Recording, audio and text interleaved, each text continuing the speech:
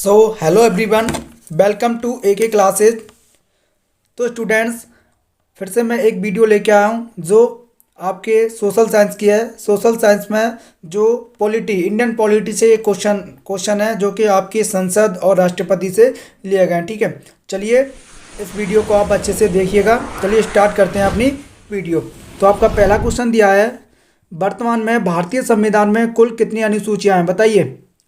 वर्तमान में जो भारतीय संविधान है हमारे, उसमें कितनी कुल अनुसूचियां हैं। ऑप्शन दिए हूँ 8, 10, 12 और 12। बताइए 14। तो इसमें से आपका करेक्ट आंसर क्या हो जाएगा? तो चलिए इसके आंसर बता दें। इसका करेक्ट आंसर हो जाएगा 12। वर्तमान में जो संविधान में कुल अनुसूचियां हैं वह 12 हैं। ठीक है, याद रखना आपको। That's very very most important question है। अनुसूचियां राष्ट्रपति और संसद से आपके ICAR टेक्नीशियन में क्वेश्चन जरूर पूछे जाएंगे फ्रेंड्स। ठीक है, तो इसलिए मैं आपके सिलेबस के अकॉर्डिंग ही क्वेश्चन लेके आ रहा हूँ। जो आपके सोशल साइंस में है, कौन टॉपिक है, लोकतांत्रिक राजनीति, जो कि पॉलिटी से है। ठीक है, जिसमें संघीय कार्यपालिका, राष्ट्रपति, संसद, केंद्र सरकार, केंद्रीय मंत्रिपरिषद, प्रधानमंत्री, सर्वोच्च न्यायालय, राज्य की कार्यपालिका, उच्च न्यायालय, चुनाव आयोग, इन सब से आपके क्वेश्चन जरूर पूछे जाएंगे जो आपके सिलेबस में मेंशन है। तो उसी का एक आज मैं मोस्ट इंपॉर्टेंट टॉपिक लेके आया हूँ जो कि एक संसद और राष्ट्रपति और अनुसूचियों से है। ठीक है, तो आप इस वीडियो को अच्छे से देखिए, डेफिनेटली आपके एग्जाम में बहुत ही ज़्यादा बेनिफिशियल होगा। ठीक है, चलिए अगला क्वेश्चन देखते हैं। क्वेश्चन नंबर 2 है, संविधान सभा की प्रारूप समिति द्वारा प्रस्तुत प्रारूप संविधान में कितनी अनुसूचियां थी, बताइए। बहुत ही अच्छा क्वेश्चन है। जो संविधान सभा की प्रारूप समिति है उसके द्वारा प्रस्तुत प्रारूप संविधान में कितनी अनुसूचियां थी, बताइए क्या हो जाएगा। इसके ऑप्शन दिए 6, 8, 9, 12। बताइए क्या इसका करेक्ट आंसर होगा। तो चलिए इसका करेक्ट आंसर हो जाएगा 8।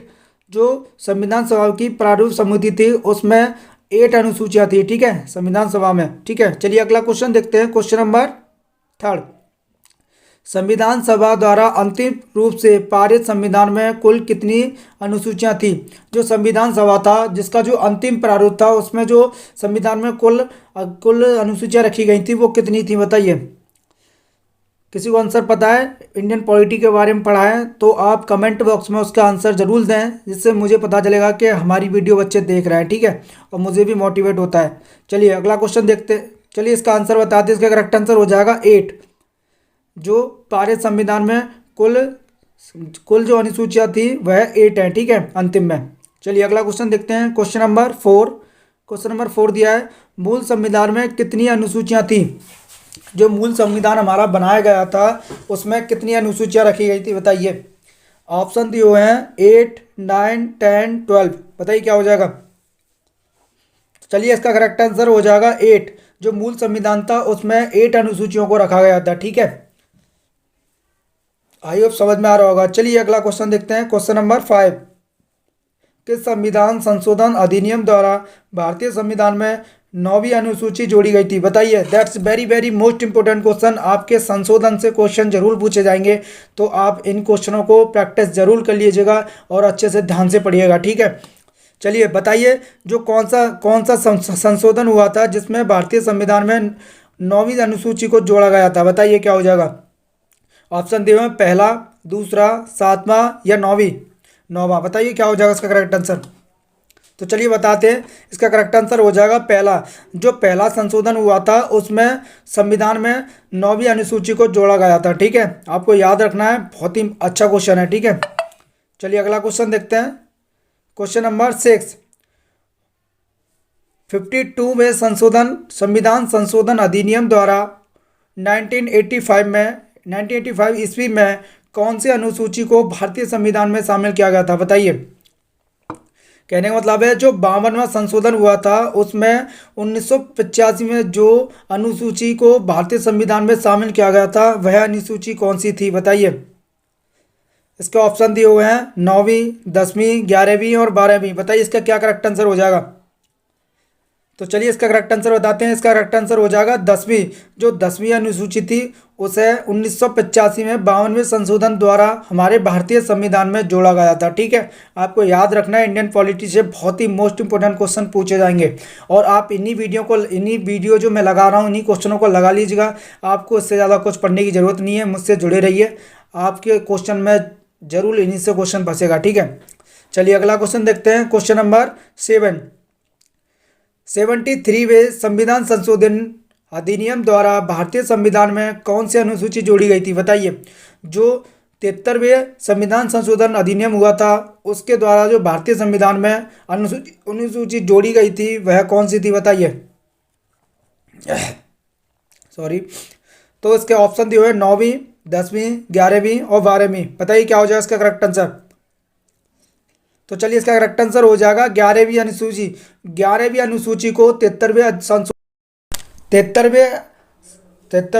संविधान संशोधन अधिनियम द्वारा अनुसूची को जोड़ी गई थी। ठीक है, चलिए अगला क्वेश्चन देखते हैं। क्वेश्चन नंबर 8, 24वें संविधान संशोधन अधिनियम द्वारा भारतीय संविधान में कौन सी अनुसूची जोड़ी गई थी? बताइए इसका करेक्ट आंसर क्या हो जाएगा।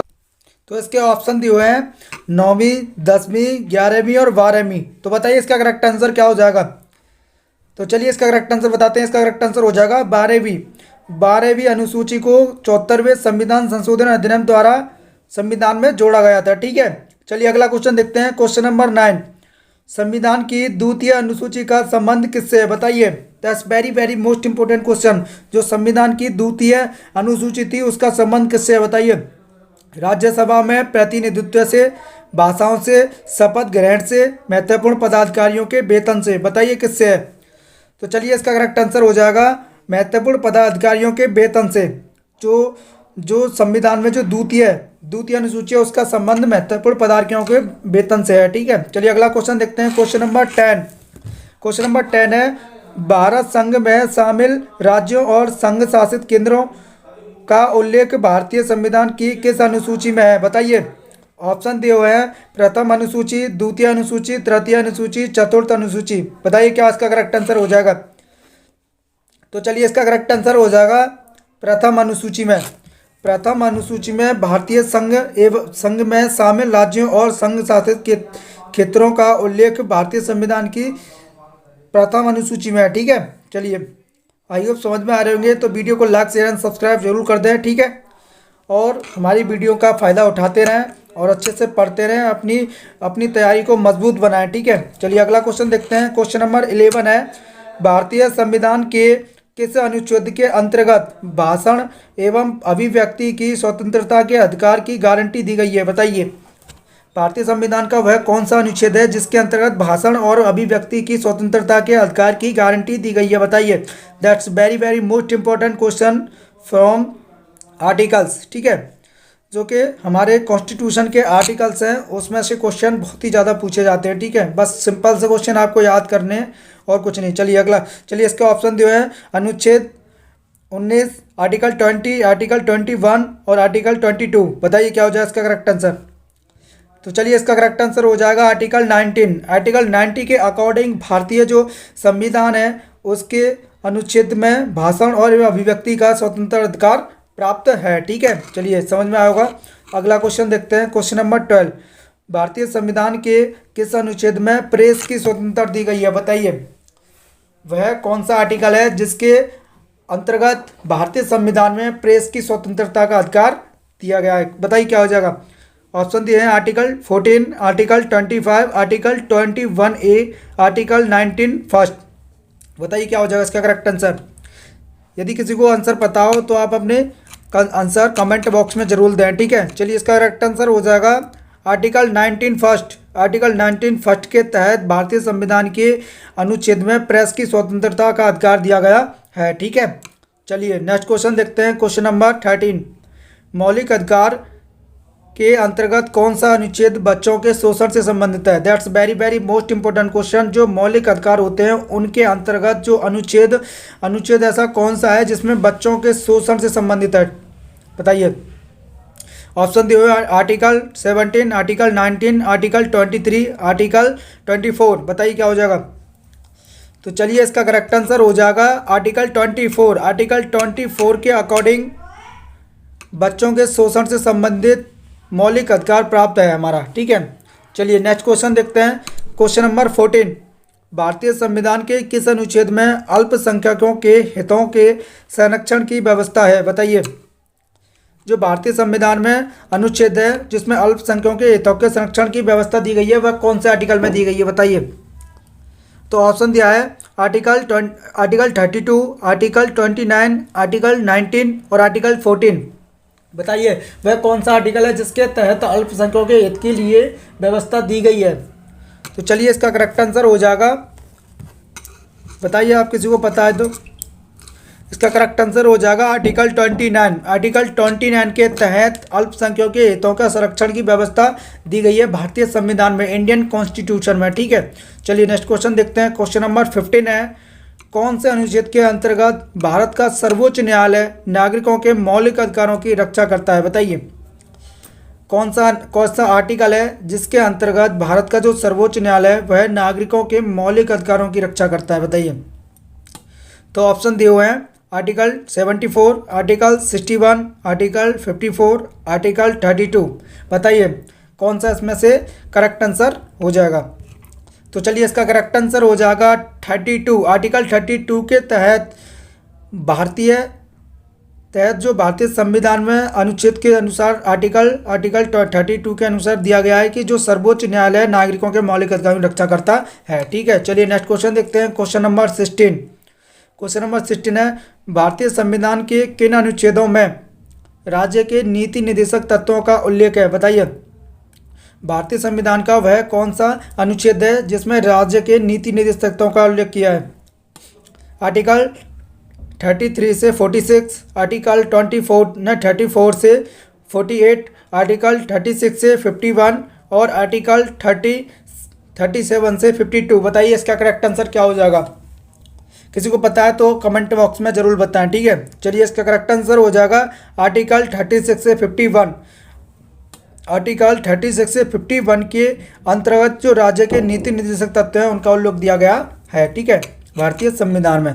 चलिए अगला क्वेश्चन देखते हैं। क्वेश्चन नंबर है 17। क्वेश्चन नंबर 17 क्या दिया है? भारतीय संविधान के अंतर्गत कल्याणकारी राज्य की अवधारणा निम्नलिखित में से किस अनुच्छेद में वर्णित है? बताइए। ऑप्शन दिए हुए हैं अनुच्छेद 31 और सेकंड दिया है आर्टिकल 39, आर्टिकल 49, आर्टिकल 51। बताइए क्या इसका करेक्ट आंसर हो जाएगा? तो चलिए इसका करेक्ट आंसर हो जाएगा आर्टिकल 39। आर्टिकल 39 के तहत भारतीय संविधान के अंतर्गत कल्याणकारी राज्य की अवधारणा दी गई है। चलिए नेक्स्ट क्वेश्चन देखते हैं। क्वेश्चन नंबर 18, भारतीय संविधान का कौन सा अनुच्छेद राज्य सरकारों को ग्राम पंचायत के गठन का निर्देश देता है? That's very very most important question for ICAR technician T1 के लिए। चलिए ऑप्शन दिए हैं आर्टिकल 51, आर्टिकल 32, आर्टिकल 37, आर्टिकल 40। बताइए कौन से आर्टिकल के तहत राज्य सरकारों को ग्राम पंचायत के गठन का निर्देश दिया गया? तो चलिए इसका करेक्ट आंसर हो जाएगा अनुच्छेद 14। अनुच्छेद 14 इसका करेक्ट आंसर हो जाएगा। चलिए अगला क्वेश्चन देखते हैं। क्वेश्चन नंबर 19, 42वें संशोधन द्वारा संविधान के किस अनुच्छेद में मौलिक कर्तव्यों को जोड़ा गया है? बताइए। जो 42वां संशोधन है उनके अंतर्गत संविधान में कौन से मौलिक अधिकारों को जोड़ा गया है? बताइए। तो article 51, article 51A, article 29B, article 39C। बताइए क्या इसका करेक्ट आंसर हो जाएगा? तो चलिए इसका करेक्ट आंसर हो जाएगा आर्टिकल 51A। आर्टिकल 51A के तहत भारतीय संविधान में 42वें संशोधन के द्वारा मौलिक कर्तव्यों को जोड़ा गया था। ठीक है, चलिए अगला क्वेश्चन देखते हैं। क्वेश्चन नंबर 20, भारतीय संविधान के किस अनुच्छेद में मौलिक कर्तव्यों की चर्चा की गई है? बताइए। जो भारतीय संविधान है उसमें अनुच्छेद में कौन से मौलिक कर्तव्यों की वो की गई है चर्चा? चलिए, और इसके ऑप्शन दिए हैं article 50A, article 51A, article 49A, article 52A। बताइए क्या हो जाएगा इसका करेक्ट आंसर? तो चलिए इसका करेक्ट आंसर हो जाएगा आर्टिकल 51A। आर्टिकल 51A के तहत भारतीय संविधान में मौलिक कर्तव्यों की चर्चा की गई है। ठीक है, चलिए नेक्स्ट क्वेश्चन देखते हैं। क्वेश्चन नंबर 21, साधारण विधेयक से संबंधित गतिरोध को दूर करने के लिए संसद के दोनों सदनों की संयुक्त बैठक कौन बुलाता है, बताइए। That's very very most important question from संसद, पार्लियामेंट से क्वेश्चन है। चलिए इसका ऑप्शन दिए हैं राष्ट्रपति, मंत्रिपरिषद, लोकसभा अध्यक्ष, राज्यसभा का सभापति। बताइए क्या इसका करेक्ट आंसर हो जाएगा। तो चलिए इसका करेक्ट आंसर हो जाएगा राष्ट्रपति। राष्ट्रपति साधारण विधेयक से संबंधित गतिरोध को दूर करने के लिए संसद के दोनों सदनों की बैठक बुलाता है। ठीक है, चलिए नेक्स्ट क्वेश्चन देखते हैं। क्वेश्चन नंबर 22, लोकसभा व राज्यसभा की संयुक्त बैठक कब होती है, बताइए। लोकसभा और राज्यसभा की संयुक्त बैठक कब होती है। ऑप्शन दिए राष्ट्रपति जब बुलाए, लोकसभा एवं राज्यसभा में मतभेद होने पर, संसद का सत्र शुरू होने पर, इनमें से कोई नहीं। बताइए क्या इसका करेक्ट आंसर हो जाएगा। तो चलिए इसका करेक्ट आंसर हो जाएगा लोकसभा एवं राज्यसभा में मतभेद होने पर। ठीक है, समझ में आया होगा। चलिए वीडियो अच्छी लग रही तो वीडियो को लाइक शेयर एंड सब्सक्राइब जरूर करते रहें। चलिए अगला क्वेश्चन देखते हैं। क्वेश्चन नंबर 23, संसद के दोनों सदनों के साथ साथ बैठने पर निम्न होता है। ऑप्शन दिए भारत के उपराष्ट्रपति का चुनाव, संविधान संशोधन बिल को स्वीकार करना, एक बिल जिस पर दोनों सदन सहमत ना हो उस पर विचार करना और पास होना, भारत के राष्ट्रपति का चुनाव होना। बताइए क्या इसका करेक्ट आंसर हो जाएगा। तो चलिए इसका करेक्ट आंसर हो जाएगा एक बिल जिस पर दोनों सदन सहमत ना हो उस पर विचार करना और पास होना। इसका करेक्ट आंसर हो जाएगा ऑप्शन नंबर सी। चलिए अगला क्वेश्चन देखते हैं। क्वेश्चन नंबर 24, क्वेश्चन नंबर 24 दिया है, यदि किसी सामान्य विधेयक पर राज्यसभा और लोकसभा के बीच गतिरोध आता है तो उसका समाधान कौन करेगा, बताइए। That's very very most important question है। उसका समाधान कौन करेगा बताइए। इसके ऑप्शन दिए राष्ट्रपति, मंत्रिपरिषद, संसद का संयुक्त सत्र, उच्चतम न्यायालय। बताइए क्या हो जाएगा इसका करेक्ट आंसर। तो चलिए इसका करेक्ट आंसर हो जाएगा संसद का संयुक्त सत्र। संसद का जो संयुक्त सत्र होता है वह सामान्य विधेयक पर राज्यसभा और लोकसभा के बीच गतिरोध को आता है तो उसका समाधान करता है। ठीक है, चलिए नेक्स्ट क्वेश्चन देखते हैं। क्वेश्चन नंबर 25, स्वतंत्र भारत के संसदीय इतिहास में अभी तक कितनी बार संयुक्त बैठक अधिवेशन बुलाई गई है, बताइए। That's very very most important question. Option दें 2 बार, 4 बार, 3 बार और 5 बार। बताइए क्या इसका करेक्ट आंसर हो जाएगा। चलिए इसका करेक्ट आंसर हो जाएगा 3 बार। 3 बार बैठक बुलाई जा चुकी है। ठीक है, चलिए अगला क्वेश्चन देखते हैं। क्वेश्चन नंबर 26, क्या राष्ट्रपति या उपराष्ट्रपति कभी संयुक्त अधिवेशन की अध्यक्षता करते हैं, बताइए।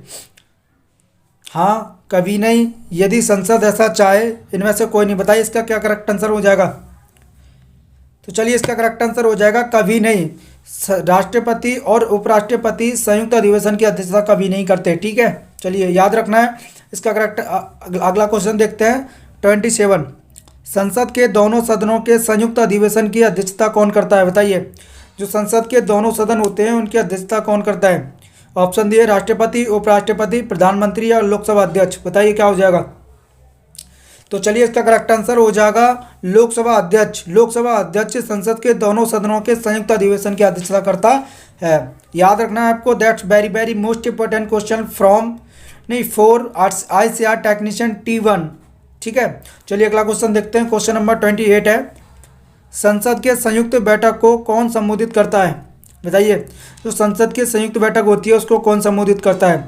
ऑप्शन दिया है प्रधानमंत्री, स्पीकर, डिप्टी स्पीकर और राष्ट्रपति। बताइए क्या हो जाएगा। तो चलिए इसका करेक्ट आंसर हो जाएगा राष्ट्रपति। जो राष्ट्रपति होता है वह संसद के संयुक्त बैठक को संबोधित करता है। ओके, चलिए अगला क्वेश्चन देखते हैं। क्वेश्चन नंबर 29, भारत की संसद के दोनों सदनों की संयुक्त बैठक किस लिए आयोजित की जाती है, बताइए। तो ऑप्शन दिए हैं भारत के राष्ट्रपति को निश्चित करने के लिए, भारत के उपराष्ट्रपति को निर्वाचित करने के लिए, संविधान संशोधन विधेयक को अंगीकार करने के लिए, उस विधेयक पर विचार करने तथा उसे पारित करने के लिए जिस पर दोनों में मतभेद हुआ। बताइए क्या इसका करेक्ट आंसर हो जाएगा। चलिए इसका करेक्ट आंसर हो जाएगा उस विधेयक पर विचार करने तथा उसे पारित करने के लिए जिस पर दोनों में मतभेद हुआ। Option number D is the correct answer. ठीक है, चलिए इसका लास्ट क्वेश्चन और आज की क्लास का लास्ट क्वेश्चन देखते हैं। यह class that's very very most important question, most important for ICAR technician. तो आपको बहुत ही ज़्यादा ध्यान से देखना है और इन्हें प्रैक्टिस करते रहना है। ठीक है, तो मैं हर क्लास में आपको एक लास्ट क्वेश्चन देता हूं जो आपको कमेंट बॉक्स में उसका आंसर बताना होता है। चलिए तो इसको पढ़ लीजिए और इसका आंसर आप कमेंट बॉक्स में दीजिएगा। ठीक है, संसद के संयुक्त अधिवेशन में विधेयक पारित होता है चलिए बताइएगा। यदि आपको वीडियो अच्छी लगी हो तो वीडियो को लाइक शेयर एंड सब्सक्राइब जरूर कर लें। चलिए मिलते हैं अगली क्लास में। जय हिंद, जय Bharat. Thanks for watching this video.